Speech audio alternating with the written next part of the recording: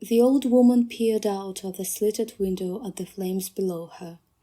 Smoke drifted in through the window, but neither the flames nor the roses reached the highest tower. She knew that the castle was being attacked, and she would have hidden in the tower room, had there been anywhere to hide, had the sleeper not been on the bed. She swore, and began laboriously to walk down the steps one at a time. She intended to make it down as far as the castle's battlements, from where she could reach the far side of the building, the cellars. She could hide there. She knew the building better than anybody. She was slow, but she was cunning, and she could wait. Oh, she could wait. She heard their calls rising up the stairwell. "This way! Up here! It feels worse this way! Come on, quickly!"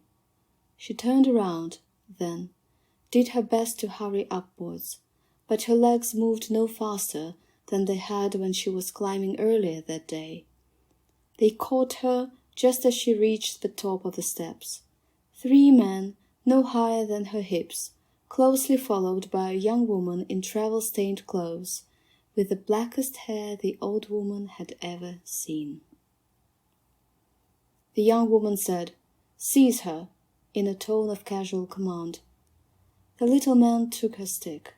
"She's stronger than she looks," said one of them, his head still ringing from the blow she had got in with the stick before he had taken it. They walked her back into the round tower room. "The fire," said the old woman, who had not talked to anyone who could answer her for 6 decades. "Was anyone killed in the fire? Did you see the king or the queen?" The young woman shrugged. "I don't think so. The sleepers we passed were all inside, and the walls are thick. Who are you?"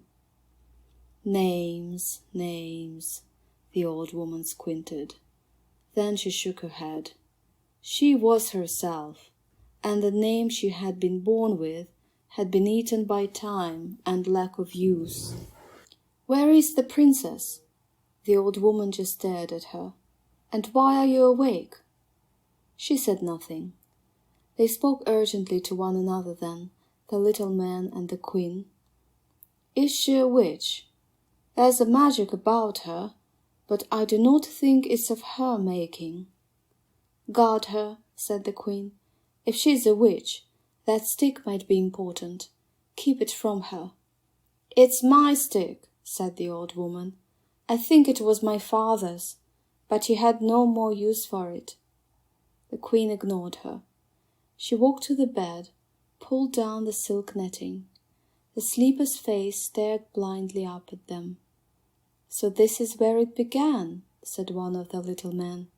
"On her birthday," said another. "Well," said the third, "somebody's got to do the honors." "I shall," said the queen gently. She lowered her face to the sleeping woman's. She touched the pink lips to her own carmine lips, and she kissed the sleeping girl long and hard.